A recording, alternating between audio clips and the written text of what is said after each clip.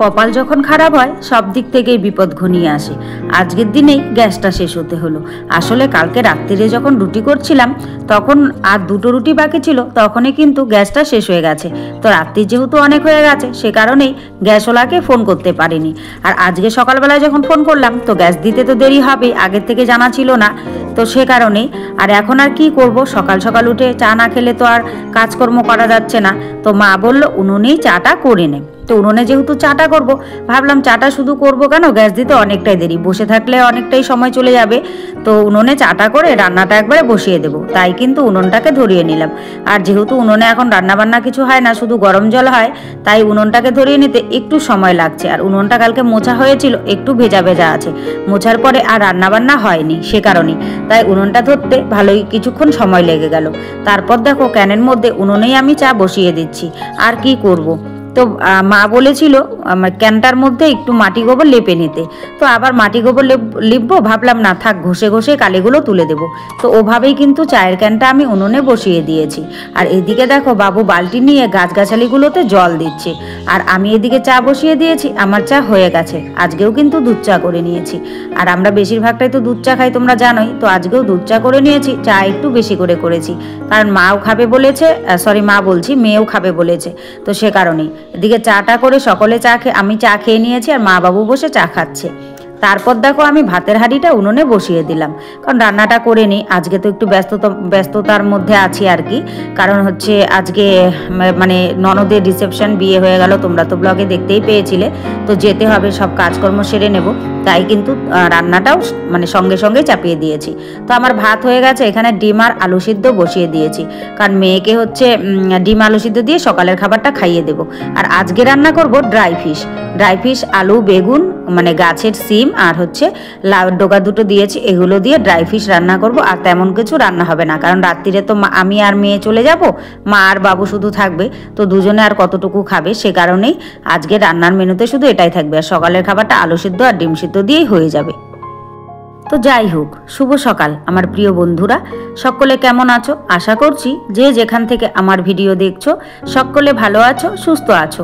আর আমরাও খুব ভালো আছি। জলপাইগুড়ি জেলার এই ছোট্ট গ্রাম থেকে আমি মামনি আবারও চলে আসলাম নতুন একটা ব্লগ ভিডিও নিয়ে। সম্পূর্ণ ভিডিওটা জুড়ে আমার সাথে থাকার অনুরোধ রইল। যারা নতুন এসেছো, ভিডিওটা যদি ভালো লাগে প্লিজ একটা লাইক করে চ্যানেলটি সাবস্ক্রাইব করে আমার পাশে থেকো। আর যারা আগের থেকেই সাবস্ক্রাইব করে রেখেছো, আমাকে সাপোর্ট করেছো, তাদের জন্য রইল অসংখ্য অসংখ্য ধন্যবাদ। এখন বেলা বাজে সকাল 8টা, আর এখন থেকেই আমি তোমাদের সবাইকে সাথে নিয়ে আজকের ব্লগটি শুরু করে দিয়েছি। আই হোপ আজকের ব্লগটি তোমাদের খুব ভালো লাগবে। তো তোমরা তো দেখতেই পেলে যে আমার ডিম আলু সেদ্ধ হয়ে গেছে, আর আমি কিন্তু ড্রাই ফিশগুলো ধুয়ে টুয়ে একদম ভাজা বসিয়ে দিয়েছি।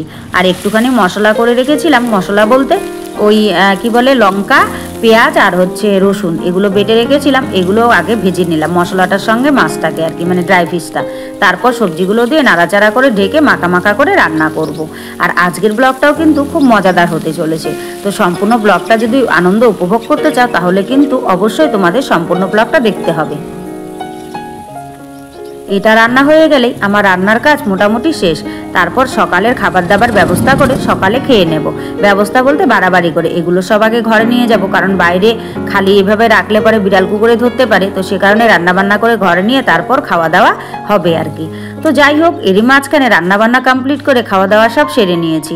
সেরে নিয়ে বাসন কোসন ধুয়ে নিয়েছি। আর কয়েকটা জানো তো কাপড় আছে, কয়েকটা বলতে খুব বেশি না, মেয়ে দুটো আর হচ্ছে বিছানার মানে বেড কাভারটা আর কি। তো সেটাকে আজকে কেচে দেবো, ওগুলোকে বের করেছি। তো ভাবলাম এগুলোকে আগে ভিজিয়ে রাখি, ভিজিয়ে রেখে কালির যে হাঁড়ি কড়াই আছে সেগুলোকে মেজে নিই, তাই এগুলোকে আমি আগে ভিজিয়ে রাখলাম। ভিজিয়ে রেখে এখন আমি কালির হাঁড়ি কড়াইগুলো মাজতে বসে গেলাম। আর আজকে এই ছোটো কড়াইটাতেই রান্না করেছি, বড়টা মানে এটা তো লোহার কড়াই, এটা মাজতে অতটা কষ্ট হয় না, কিন্তু বড় কড়াইটাই যদি রান্না করি তাহলে ওটা মাজতে খুব কষ্ট হয়। তো সে কারণেই কিন্তু এই লোহার কড়াইটাতেই রান্না করেছি। আর দেখো কি হারে কালি বেরোচ্ছে জানো তো। তো কি করা যাবে, অগত্যা রান্না তো করতেই হবে, কিছু করার নেই। গ্যাস শেষ বলে রান্না বাদ দিয়ে বসে থাকলে তো চলবে না, তো সে কারণেই। তো যাই হোক, আমি সব মাজা গাছা কমপ্লিট করে একদম কাপড় চোপড়গুলো কেচে নিয়েছি। কেচে নিয়ে দেখো এদিকের মাঠটায় শুকোতে দিয়ে এলাম।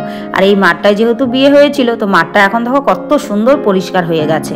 আর বাচ্চারাও কিন্তু ওই মাঠে খেলছে, সঙ্গে আমার মেয়েও খেলছে, অনেক কটা বাচ্চা একসঙ্গে। আর এখন খেলতে বেশ সুবিধেই হলো বাচ্চাদের, মাঠটা পরিষ্কার হওয়াতে, না হলে রাস্তায় খেলতো। তো রাস্তায় খেললে তো অনেকটাই অসুবিধা হয়, গাড়ি চলাচল করে। আর এখন আর সেই ভয়টা নেই, কারণ এখন মাঠের মধ্যে খেলবে, গাড়ি চলাচলের ভয়টা আর থাকলো না। তো যাই হোক, কাপড় চোপড়গুলো মেলে দিয়ে এবার আমি উঠোনটাকে ঝাড়ু দিয়ে নিচ্ছি। আর ঘরটর তো মুছেই নিয়েছি, এবার উঠোনটাকে ঝাড়ু দিলেই মোটামুটি দুপুরের কাজকর্ম কমপ্লিট হয়ে যাবে। তো সামনের উঠোনটা আগে ঝাড়ু দিয়ে নিলাম, এখন পেছন দিককার উঠোনটাকে ঝাড়ু দিয়ে নিচ্ছি। আর আজকে কিন্তু তেমন একটা পাতা পড়েনি, কারণ আজকে তেমন একটা হাওয়া নেই। আর আজকে জানো তো খুব সুন্দর রোদ উঠেছে, সে কারণেই আর হাওয়াটা মানে বোঝা যাচ্ছে না, আর হাওয়াটা ততটাও নেই। তো তাই পাতার সংখ্যাটাও কম পড়েছে। আর পাতা কম পড়লে উঠোনটাকে ঝাড়ু দিতে বেশ সুবিধে হয়, জানো তো, অতটাও কষ্ট করতে হয় না। তো যাই হোক, উঠোন ঝাড়ু দিয়ে সবাই স্নান ধান কমপ্লিট করে নিয়েছি। দেখো এখন সন্ধে হয়ে গেছে, তো আমি রেডি হয়ে গেছি, রেডি হয়ে বেরিয়ে পড়েছি বৌভাতে যাওয়ার জন্য। আর মেয়েকেও রেডি করিয়ে দিয়েছি। তো বাসে উঠে বসে গেছি, বাস ছেড়ে দিয়েছে। এখন কিন্তু আমরা পৌঁছে গেছি, এখন বাজে রাত 10টা। 10টার মধ্যে আমরা বিয়ে বাড়িতে পৌঁছে গেছি। আর ননদদের হাতে দেখেছো তত্ত্ব, আমি আর তত্ত্বটা নিইনি, আমি যেহেতু ভিডিও শ্যুট করছিলাম, তো সে কারণে আমার হাতটা খালি ছিল। তো সকলে মিলে এখন কিন্তু আমরা বিয়ে বাড়িতে প্রবেশ করছি। আর ননদের এই রিসেপশন পার্টিটা একটা ভবনে হচ্ছে, তো সে কারণেই আর প্রথমে বাড়িতে যাইনি, গিয়ে আমরা ডিরেক্ট যেখানে ভবনে কনেকে রেখেছে সেখানেই উঠেছি। তো সকলে মিলে আমরা ঢুকে গেছি। আর জানো তো মিউজিকটা মিউজিক বলছি, মানে বিয়েবাড়ির এই কোলাহলটা সাউন্ডটাকে অফ করে দিয়েছি, কারণ মিউজিক চলছিল। তো তোমরা তো জানোই মিউজিক চললে কপিরাইট চলে আসে, সে কারণেই।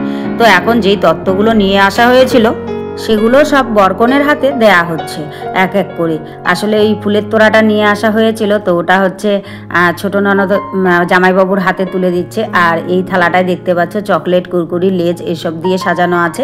আর অনেকগুলোই তত্ত্ব সাজানো আছে, সেগুলোকে আর শেয়ার করা হলো না। যাই হোক, আর আমিও তেমনভাবে দেখিনি, কারণ তখন সাজাগোজায় ব্যস্ত ছিলাম, তো সে কারণেই। তো যাই হোক, সব তত্ত্বগুলো আমাদের দেওয়া কমপ্লিট হয়ে গেছে।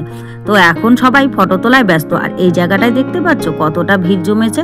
আসলে কনের বাড়ির আর বরের বাড়ির সব লোক এক জায়গায় হয়েছে, তো সে কারণে এখন কিন্তু ভিড়টা বেশি হয়েছে। তো তত্ত্বগুলো সব দিয়ে সবাই বেরিয়ে এসেছিল। তারপর এখানে ফটোশ্যুট চলছিল, মানে সবাই একটু আসছে, মানে একদিন পরে আর কি আমাদের কনের সঙ্গে দেখা হচ্ছে, সবাই কথা বলছে, কথা বলতেও ব্যস্ত ছিল। তারই মাঝখানে ফাঁকে ফাঁকে কিন্তু ফটোশ্যুটও চলছিল।